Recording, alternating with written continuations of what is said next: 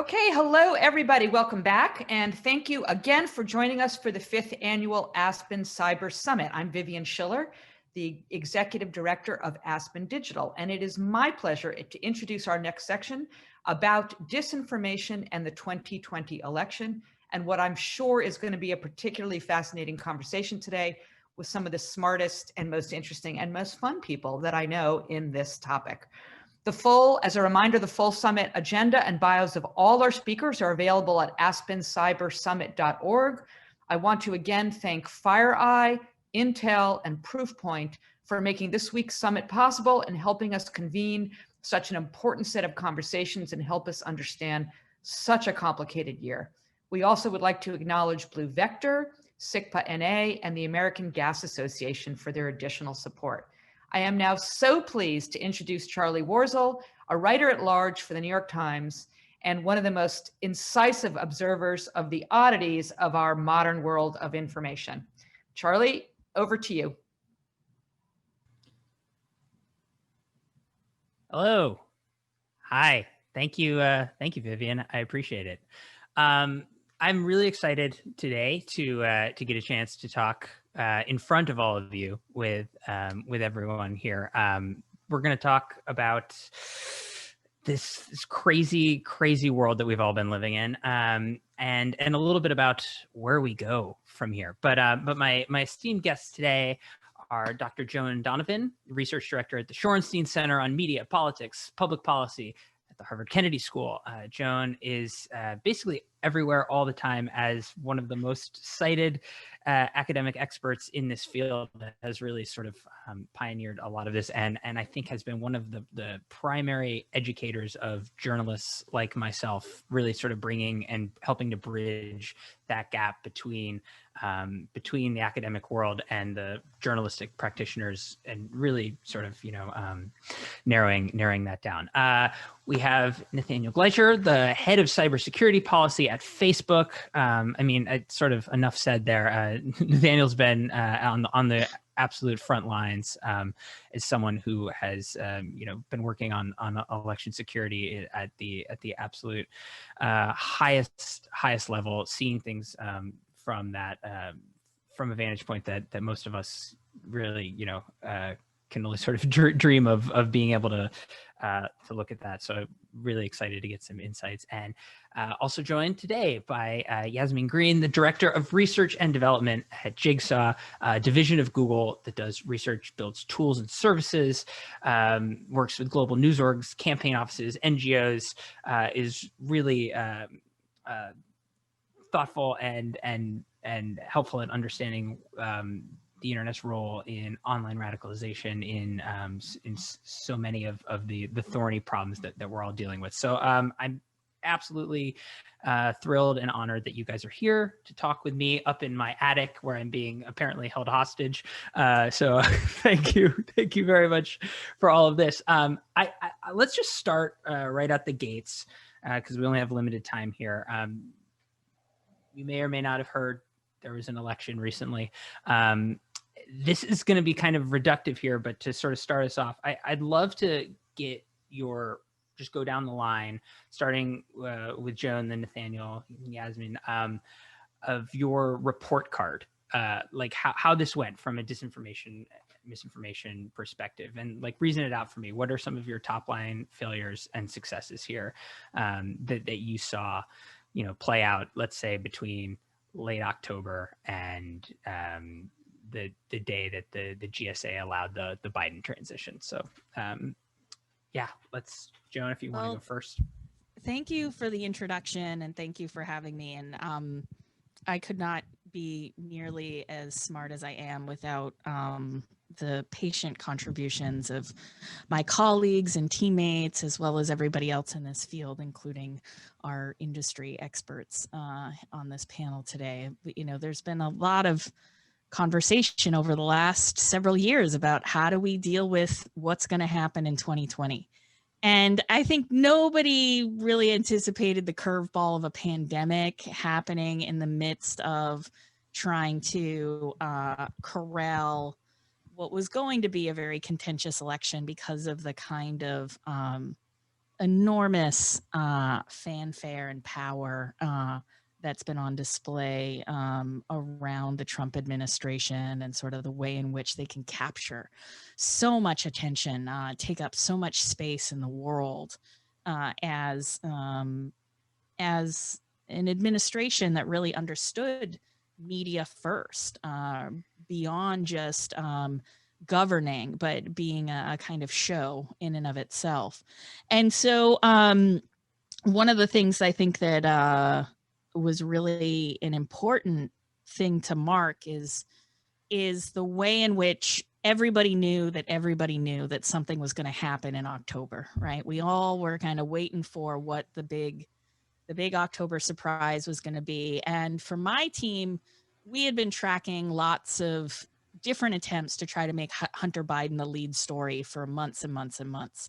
And so for us, we knew that it was going to come in that form, and we didn't know exactly, if it was going to be a leak or what it was going to be. But when the laptop showed up, that really curious computer repairman that was just trying to collect his $85 on a laptop that had been brought in by an anonymous person that just happened to have, sex vids, crack rocks, and 10,000 emails committing crimes, I mean, none of it felt right. None of it fit right. And so I think that when the media, as the news organizations decided to investigate the story in their own different ways, I think many of us were really suspicious about the origins of that story and about what would happen if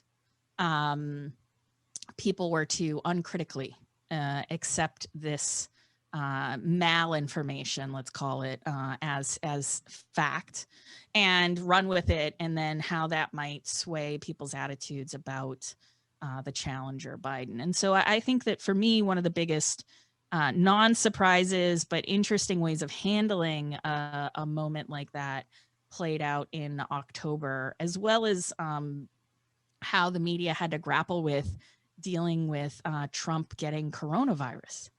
I mean, here you have an opportunity where we can do a lot of public education about what coronavirus is, how it affects people, how it affects your entire, system.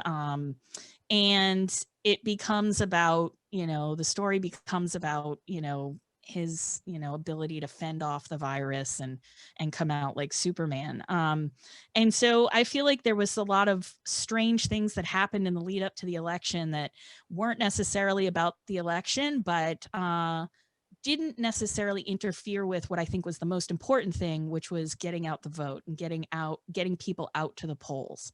And so for me, I think that was the big win, even though there was some, trials and tribulations along the way, that we had so many people go out to vote in the midst of a pandemic where there were real serious risks.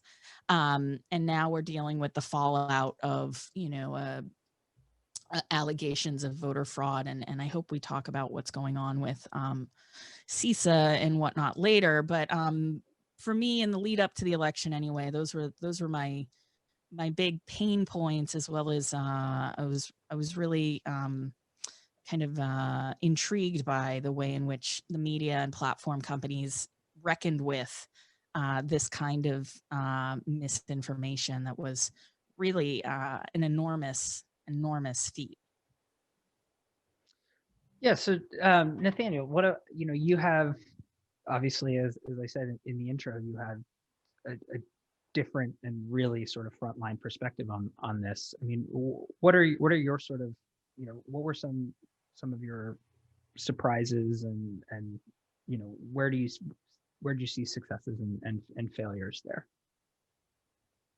Sure. Well, Charlie, thanks, and everyone, thanks for having me on the call and the discussion. It's great to be here to get to talk with Yasmin and Joan and you and work through this stuff. And I think we're at a really interesting moment where we have the election is passed. We can look back at a lot of work that was done sort of in the heat. It was done under fire as all the teams that were trying to protect public debate were trying to figure out how to get ahead of the challenges they were seeing.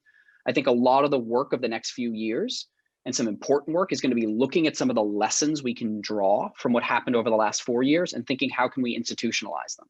How can we make them more permanent? How can we build out the whole of society response? And so this conversation is at a really interesting time, and it's a great opportunity to look back and look forward. So I'm glad we're getting to do that. The biggest difference, and I think it's the first thing to say is the biggest difference between, for example, 2016 and 2020 in the United States is that in 2020, you had teams of determined defenders at the platforms, in government, in civil society, in the media, that were focused on how to protect public debate from day one and running through the tape after the election. And we're working pretty shoulder to shoulder. I think one of the key lessons is that protecting an election is a whole of society problem. I think there are really critical things that journalists can do, but journalists by themselves can't carry this. I think that there are really important structural things that platforms can do, but again, platforms are one target for this and they're one piece of the public debate. There are really important things that government can do in civil society. And having all of those teams together made a huge difference around the election. The other thing that I would say is I would open the aperture a little bit. So the core of my team's work is our security work, finding and exposing, for example, influence operations, sophisticated campaigns trying to target public debate.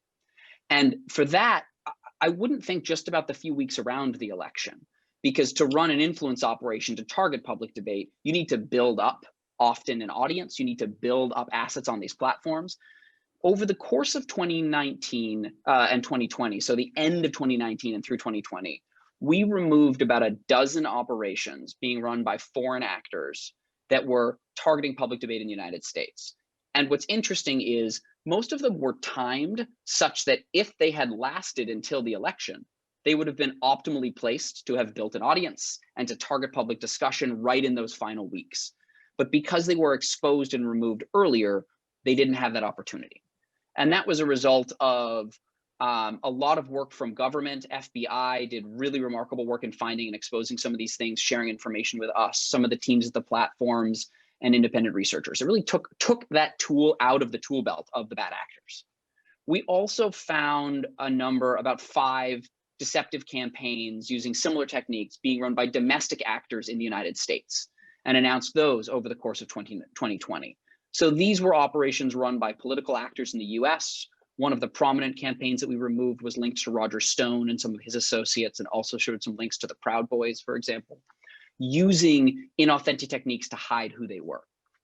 And then as we got closer to the election, one of the things that happens around any civic moment is you see not just a big spike in public debate, but a big spike in people trying to target that public debate. And for example, use deceptive techniques to falsely amplify their message. You want to put out a false narrative, and then you want to trick people into thinking it's more popular than it is. And so we found a number of operations like this and removed them, announced some of them, pulled them down, and tried to sort of reduce the volume of that type of amplification. So overall, I think there were a couple of lessons from the election. The first is it's a whole of society challenge, and we really saw that. And I think Joan's example of what happened around the laptop is a really good instance of seeing a bunch of different communities pull together. That was my cat. She may reappear. The second is that it starts pretty early, and you see a bunch of different problems put together. There's this problem of inauthentic actors, and then there's this problem of authentic people spreading false narratives in their real names, and how you deal with that. And these are different challenges. But all in all, I would just say, Krebs, the former director of CISA, called this the most secure election in the nation's history. I agree with that. And I think that for all of the efforts and all of the challenges and the disinformation and the attempts to undermine public debate, it was an incredibly secure election, and it was run by some real patriots in government who drove it through and made sure that there was accurate information out there so that we could get to where we are today. Yasmin, I'll let you build on this and tell us what you saw from your perspective, and then after that, I want to kind of loop back to Nathaniel here and just something I've seen in my own reporting. But I'd love to hear your take. Yeah, so let me echo the thanks that Joan and Nathaniel expressed. I'd love to be involved with things that Aspen are doing next time in Aspen, please. I think I would add, so I feel pretty good about how we did as an industry on the tech side. And for those that don't know, Jigsaw is within Google. So even though I'm not on the front line in the same way that Nathaniel is, I'm not responsible for the election integrity efforts. I definitely had a front row seat in terms of seeing what was happening.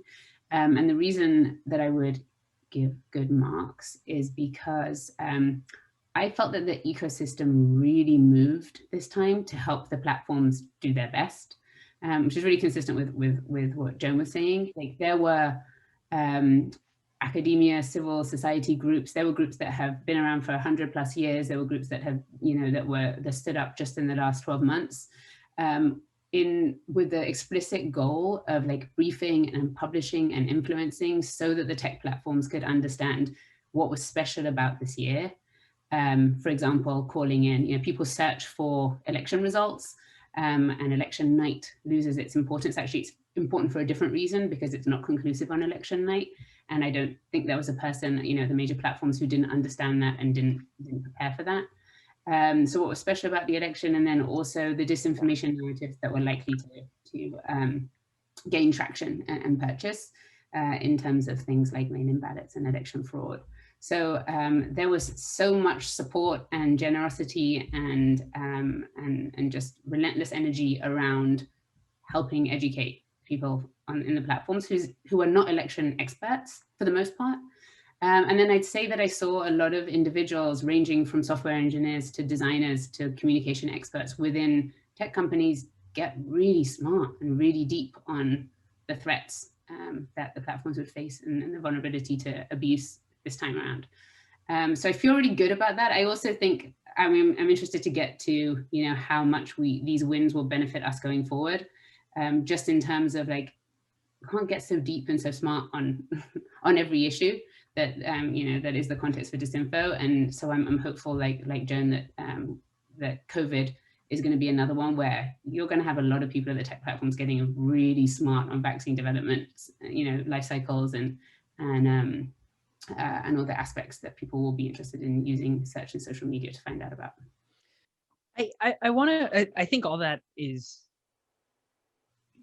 super important to keep in context here. But one thing that I wanted to push a little for all of you on is, at the same time, I think this was a huge win across the board. There was security, like even from the basic like counting the votes standpoint. Like this was ran very smoothly in a lot of states where there were even some concerns on the ground. Like it seems like things went really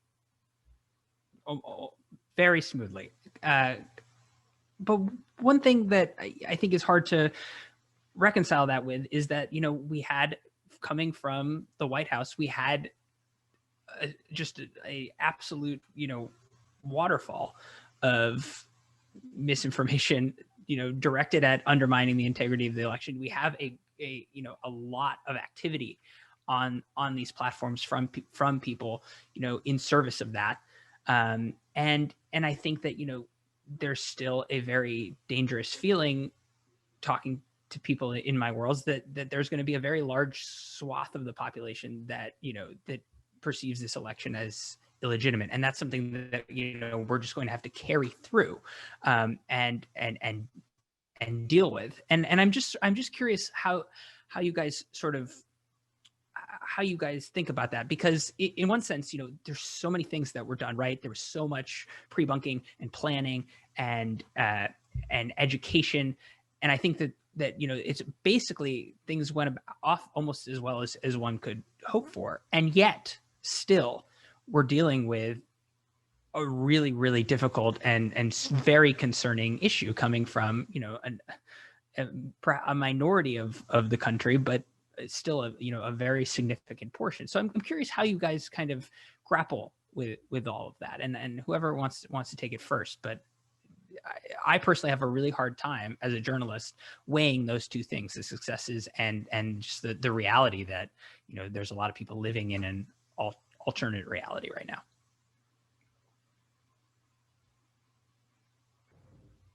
Well, I can offer a thought, which is just, when you're dealing with a security challenge, you can have a lot of success, and you can also have a lot of risk and be in a very difficult situation. And I think that's sort of the reality.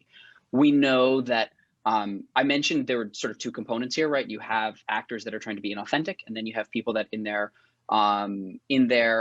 authentic voice are pushing false narratives. And when you have really prominent figures, and when you have prominent figures in the White House or in government pushing those narratives, that's an incredibly hard challenge for public debate and for the system of public debate. And it's interesting, one of the consequences of working at Facebook is you protect elections around the world. Since 2016, we've protected more than hundreds of them. And my team has worked on them in a bunch of different countries.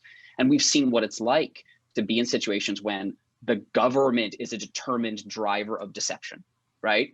In this context, we had some very strong voices from government in civil society, at CISA, at FBI, who were really key players in dealing with this. But whenever you have prominent voices pushing these narratives, I think that's a hard challenge for all of the public debate. And it's not an easy question.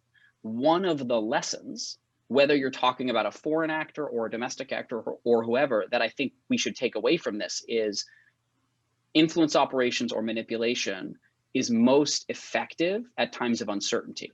It's most effective at times of where people don't know what the right answers are, and they're looking for answers, and they're looking for someone to lead them.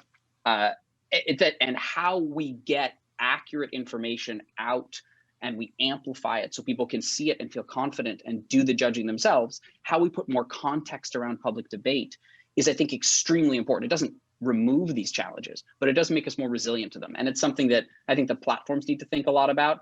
I also think it's something media needs to think a lot about, and did, quite frankly. How do you cover these stories? How do you get this information out there? And how do you responsibly engage with this, given the prominent voices it's coming from?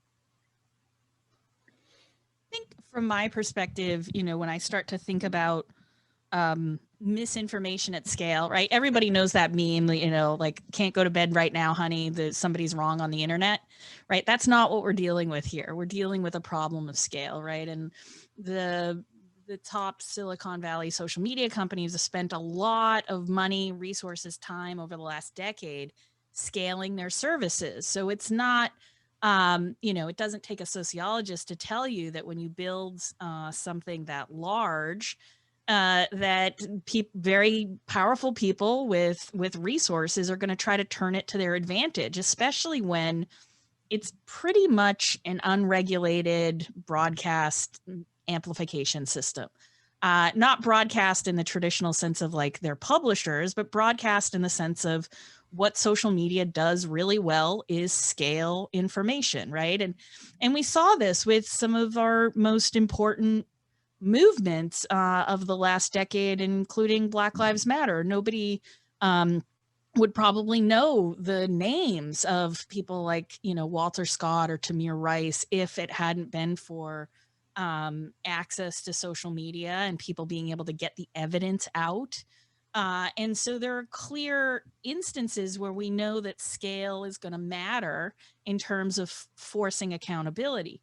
The issue is when those righteous uses of social media are turned against us by people who are really trying to push information in their own vested, interest. And right now we're, working through a deluge of misinformation about, very nuanced topics, right? They're always trying to split things. First it was absentee ballots versus mail-in ballots. You got to understand the nuance. And now it's not voter fraud, it's election fraud. You got to know the nuance, right? And as people start to search for that nuance, as Nathaniel's saying, like, that's when they end up encountering misinformation. And this is where, the vaccine question is going to be a really potent one, because when people start looking up mRNA because they don't know what the vaccine does, you don't want them finding medical misinformation before they find accurate information. And so, but the question of scale and power is really at the center here, which is when people in power can use that scale against society, then we have to think differently about what the product even is. So I think that, I mean, this is a good place to kind of pivot to actually where, Yasmin, you said you were hoping we would go, which is taking some of these lessons and things that we have seen, and moving them towards, you know, the next phase, a lot of that, which will be this vaccine rollout, which will be, you know, the continuing fight against COVID misinformation, and all that to do with the pandemic. It's going to be obviously a very dark winter, and then followed by probably a very unprecedented time period and rollout of a worldwide vaccine.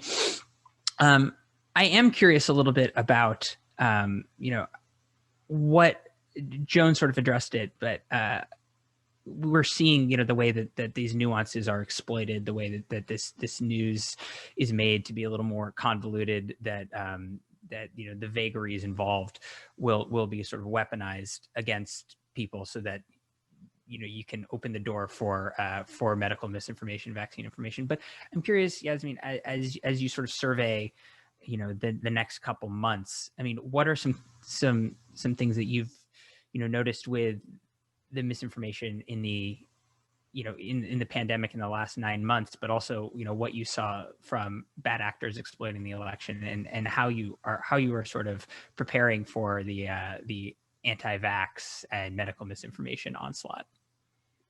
Yeah, I mean, it's interesting to compare the COVID conspiracy theories and disinfo campaigns with other conspiracy theories. Like, we've been doing a project with RAND, with Bill Mossvino and Ted Thomas, where we've looked at 4 different conspiracy theories, COVID and anti-vax actually separately, and then white genocide, which is the like notion that that Jews are plotting to dilute the white race, so that they can oppress the white race, and alien visitation, because we wanted one that wasn't antisocial, you know, from the outset. And the goal of the project was to collect 150 posts and documents from social media, and then compare the linguistic markers to see what we can understand are the attributes and differences between them. And you know, I went into this conspiracy research thinking like white genocide is at one end, because all the lone shooters who've left manifestos and have been motivated by race have mentioned it explicitly, so it's linked to violence. And then at the other end is like a whole host of like JFK assassination, or maybe even flat Earth. And we've done a bunch of ethnographic and now technical research that has added a lot of nuance to our understanding of conspiracy theories. One being that there are people who believe in a white genocide, and I've like interviewed, you know, half a dozen of them face to face the end of last year, who aren't about to be mobilized. They just think that happened, but it's a passive belief that they have. They're not consumed by it. They can't tell you who it was, who's behind the scenes, who they want to take action against. And you have people, and we met some who are like flat earthers and believe in and can tell you exactly who it is, who's like from NASA, who's propagating the spherical worldview, and who against whom they want to take action. And you know, you could get them to say that they'd use their gun against these people. And so I think that the disinfo space and conspiracy theory space is much less easy to categorize and plot on a harm spectrum. And looking at the conspiracy, the linguistic markers, it's interesting that the traditional anti-vax discourse is really focused on the public good of health and protecting children. And most of the COVID discourse is really like, it's evolutionarily very early in its, right, compared to these other conspiracy theories, very early in its development. And a lot of the discussion is like about the origin theory of COVID, and trying to figure out like, what is the conspiracy theory we believe in about where this started, or about the role of specific individuals. So I think there is like a, you know, the COVID conspiracies, like someone made the analogy that 9/11 used to be that truth and movement was the gateway conspiracy theory to conspiracy belief for the masses, and that COVID represents what that is today. You know, that actually believers in 9/11 trutherism are contracting, and COVID is expanding, and like we're figuring out what the parameters of that are. So I think there's like a bigger picture around COVID disinformation that is going to be critical for us to understand and try to get ahead of. We don't want to be like behind the eight ball on that. Can I ask on that point, is when you see something that's sort of at its that's nascent like that, that's sort of at the earlier stage and isn't as developed, doesn't have all the sort of the contours and maybe the hasn't broken itself up into different groups nearly as much, when it's fluid like that, does that make it more difficult from your perspective as a problem with, to sort of solve for and in, or is it actually, is it sort of easier when groups aren't as hardened in their beliefs and everything is a little more fluid? How should we be thinking about that? I'm interested in coming at it from a slightly different angle, and I'd say that's where the Jigsaw team is focused, which is it's both kind of a rigid system and potentially flawed to say that there are categories of disinformation that are harmful and categories of disinformation that are innocuous. Because there are things that we might think from the outside, well, flat earthers, for example, that's just, that's fine, that's their business, we don't need to be worried about it. And we might think that, every mention of anything to do with race or immigration or something is dangerous. And I think there's an opportunity for us to look at what are the attributes of discourse that might make something violent online or offline, or might pose other types of harm. And so things like a focus in the discourse on personal roles, like it's not just us versus them and a lot of stance taking, but I'm really interested in saying who the them is and getting detailed about it.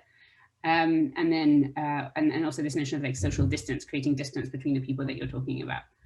So I would love to get to a point where we don't have to say it's elections and COVID. Those are our two disinformation priorities for the next year. But actually we can say, we can anticipate when campaigns are starting to engage in dangerous othering or other types of rhetorical moves that mean that we may not want to promote that type of speech on our platforms. Nathaniel, when you're thinking about some of the lessons of the past 9 months, watching COVID, watching it overlap with the election, watching all these different groups sort of move in and out here. I mean, what is it?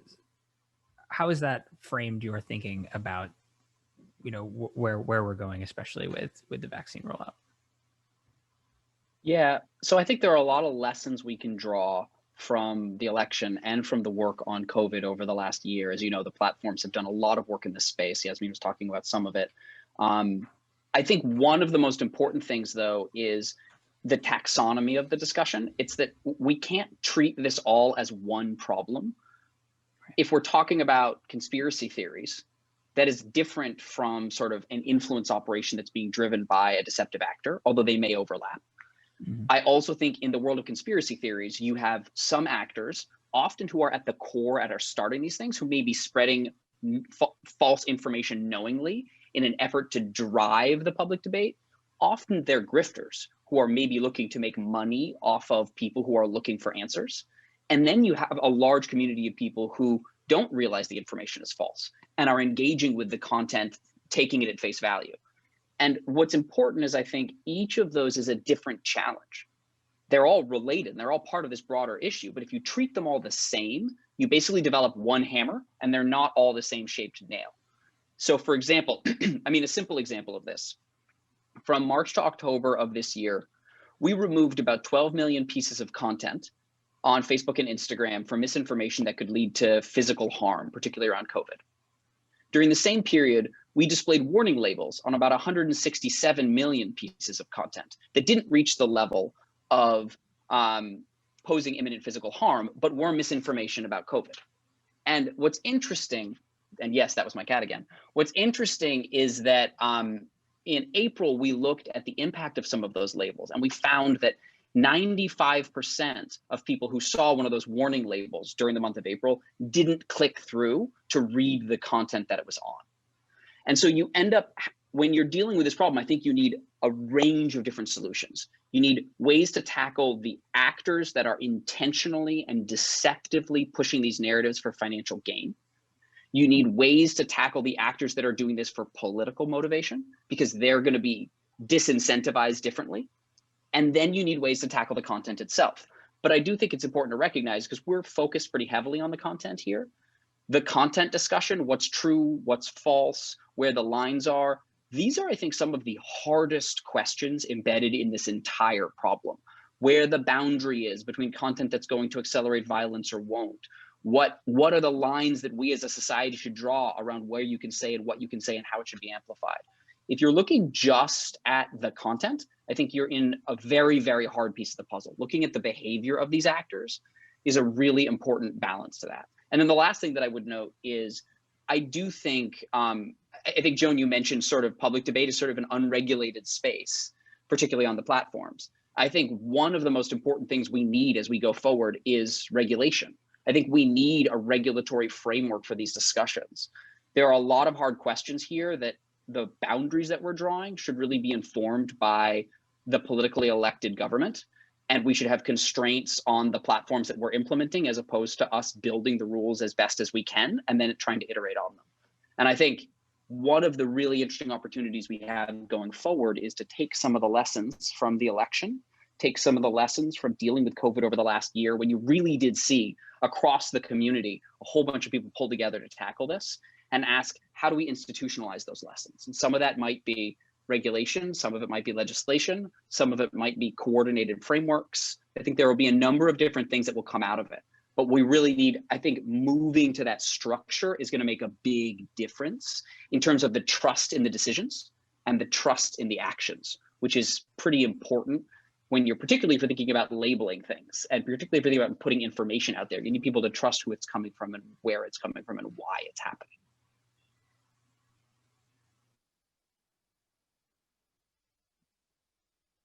You know, to that end, talking a little bit about different frameworks, about different intervention solutions, whatever you want to call it. Apparently, my internet connection is unstable, so whatever that means. If you can hear me, if I drop out or anything, let me know. You're back. We can hear you. I love you're unstable. Zoom telling me that, as if I didn't know already. Okay, so you when don't need a therapist, right? It's just Zoom. Zoom tells you you're unstable. It's fantastic. So to this end, Joan, I've seen you tweeting some recently about the rumor control page on CISA and how it's like, one of the most important web pages on the internet. As we move towards this idea of in a Biden administration, in a federal government that wants to take this a little bit more seriously, that wants to sort of institutionalize some of these practices. I'm curious, using that page, Joan, as a maybe a bare minimum starting point. Like, what are you thinking about in terms of what the government can do here from an institutional standpoint? Is it just things like rumor control and having basic spaces that people can access that have the seal next to it that you can maybe have a little trust, or how's your thinking on that? Well, yeah, I mean, one of the things that we knew early on is that if journalists were going to be able to take action on some information, they were going to need, to have more than just platforms stepping in saying, this is what we took action on. The rumor control idea is basically, you have this government agency whose job it is to communicate about election security as well as other security issues. And so in the face of knowing that there was going to be a lot of different rumors circulating, and we're going to have this very compressed public sphere where a lot of people were going to be online, it seemed rather important to have a place where some authoritative source were going to be able to say, we acknowledge that this rumor is circulating, and here is, our take on what the evidence should look like. The hard part about that is when we move into scientific information, you'd think things would get clearer, but they also become much more murky in the sense that science takes a long time to develop. There's lots of debate. And one of the things that we've been looking at as a research team is actually trying to look very deeply at, those who are putting out preprints or scientific information quickly. Well, what what about the openness of that? Just like the openness of social media could be leveraged by disinformers. And then what agencies would be the right ones to try to step in and clarify some of that, or not even just government agencies, but also potentially scientific professional associations. And so I think that that's really important, that we have these kinds of spaces where more authoritative and more accurate information can circulate, because by and large, I do think we have a distribution problem. I often say that truth needs an advocate, and it's because truth doesn't really have an influencer, right? Like there's just not a lot of people out there that is like, hey, sky's still blue, right? And so, but when it comes to regulation, and I've been in Congress a few times this year talking about misinformation. It's a really thorny, sticky issue around particularly the policies that are in place, and then lots of like, well, what happens if some regulation goes awry and we don't know how to undo it, sort of like the situation that we're in right now with protections under 230. It's like, if something were to destabilize that, what might happen? And so the regulation question, I don't know if it actually comes from the American government. I think that we're going to get regulation in other countries that are then going to shape the technology that is then malleable in the sense that, or flexible, which will then be the kind of technology that would kind of blanket the earth. And so from my perspective, I'm still very, very skeptical about what regulation might look like, but I am fairly hopeful that if we can get some scientific associations, as well as some really smart folks that are already being included in the COVID task force, as well as I think we need misinformation people on the COVID task force, that we can deal with this problem as it happens and iterate as we learn about what are really going to be the big flaws of misinformation, medical misinformation, as it scales, even if it's just the kind of stuff that Yasmin was talking about, that are just ideas about where this came from, right? How does that then trigger in people's minds ideas about what their real risk is, or what the possibilities for mitigation of COVID-19 are, if you're already believing that it comes from this odorous bioweapon space? Then the idea that a vaccine is somehow going to fix it maybe doesn't resonate with you. And so we do have to consider all of these things as connected. And unfortunately, I often view technology as a process, not a product. I don't know if there's any, world beyond this. I do think that we will increasingly move towards standardization of practices. And my hope is that we don't do any unneeded damage in the process. Yeah, I mean, I think it's such a great point, especially talking about the preprint stuff. I mean, a real problem I noticed even for myself as an information just consumer was this string of seemingly scientific, like seemingly, you read it and you're like, oh, that sounds right, and everyone has doctor after their name, and they come from institutions in academia that I've been told to trust, and yet you can't trust all of us. And trust me, but you can't. and yet at the don't same trust time, anyone at Stanford. No, I'm kidding. I'm kidding. No, I'm not. Yeah. Okay. This is great. Now we're just seeding our own disinformation in the universe. No, I'm just I think it's really true that it is so difficult because the science is happening so quickly, and because people are just trying to get things out there to put their foot in the door and plant their flag in the ground, and it's incredibly difficult in that way. We have about like 4 more minutes, and something I wanted to address. It's a little bit tangential, but I think since I have you all in this room, I do want to talk about it. It's starting with Yasmin, which is that something I'm quite worried about is the effect of this pandemic on radicalization, on entrenchment into these toxic information spaces, people losing jobs, people being stuck at home. We've seen reporting suggesting the link between this type of behavior, QAnon growth, anti-vax growth, just general misinformation, general trolling, abusive behavior, and Yasmin, Jigsaw has done a lot of work in this space, and I'm just curious. This is sort of my standard question, but like, this is a problem. I think it's probably getting worse. It's going to continue for a while. How are you all thinking about trying to combat this? Is this something we just have to sort of live with, or are there ways you're thinking we can make this, we can ameliorate this a little bit in the months to come? Is this the impact on radicalization, accelerating effect on radicalization? Yeah, exactly. Yeah, and I'm going to make this really short because Joan is the world expert on this topic. But we did actually publish something just today, so I appreciate the plug. Check it out on jigsaw.google.com, which is our research from on the topic of violent white supremacy, and based on interviews with experts like Joan, but also interviews with 36 former violent extremists and people who've recently come out of movements like Atom Waffen Division and the Base. And we are definitely hearing corroborating testimonies to what you just said, Charlie, which is that the environment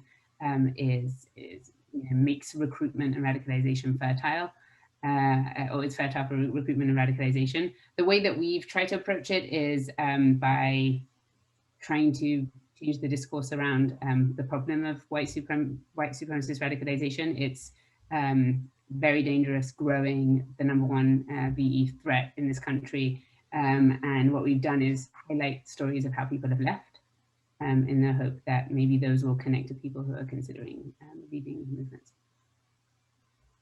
Jen probably has much more to share on that. I mean, yeah, I won't take up too much time, but I do think that as we deal with these questions, we also have to deal with the fact that it's not just, the content that's at stake here. There are real people and real people's lives, and the ways in which people get drawn in are often through charismatic individuals who have an agenda, right? And part of the way that they reach into people's telephones is through these platforms, and sometimes they really target people who are in crisis. They target people who have unsavory questions that they want to know more about, race politics in the United States, and they don't know who to turn to, and they end up in these spaces. And that these groups are very receptive to those kinds of questions. And so I think part of it has to do with the fact that we're in a very divisive, hyper-polarized moment where, I teach at Harvard Kennedy School. Everybody's got a political position. Nobody wants to tell you if they're a Republican or a Democrat. Everybody's afraid. And so in these moments when we have these sort of hyper-polarized groups and audiences, people do turn to the internet for answers. And we have to be really sure that when they're seeking information, that they're not drawn into these different groups and drawn in by this kind of content that can be really, really powerful and mobilizing. And as I've spent, Yasmin's come to my office and seen some of the stuff that we've seen, and some of it is it's in plain sight, and lots of folks end up seeing it by virtue of being interested in other things. But I do think now that platform companies are much more receptive to studying it and, taking up the call to take action on it, unfortunately, it's going to take a really long time to figure out how to do that. But if we were having this conversation in 2017, it would be literally off the table. We wouldn't be talking about platform companies taking action on any of it. And so I do see that we have made incredible progress in this short span of time. And I'm just hoping that we can continue, especially as we deal with problems of racism and hate groups online. I unfortunately have to leave us there, I believe. I could legitimately talk with you all for 6 hours, and in some cases have before. So thank you all again. Sorry if this was a little disjointed. There's so much to get to, but I really appreciate it, and appreciate everything that you all do for the greater good of our information systems, and even just like you said, I think a big takeaway from this right now is that there have, regardless of all that, all the bad stuff that's out there, the leaps and bounds that we've made in awareness, in, you know, amount of resources directed towards this problem. It's due in part to, you know, all of your efforts. So thank you for that. Thank you all for coming and listening. We will hopefully do this again sometime soon, all in person and in Aspen. So thank you all very much, and thanks to Nathaniel's cat for finally showing up, doing all of that.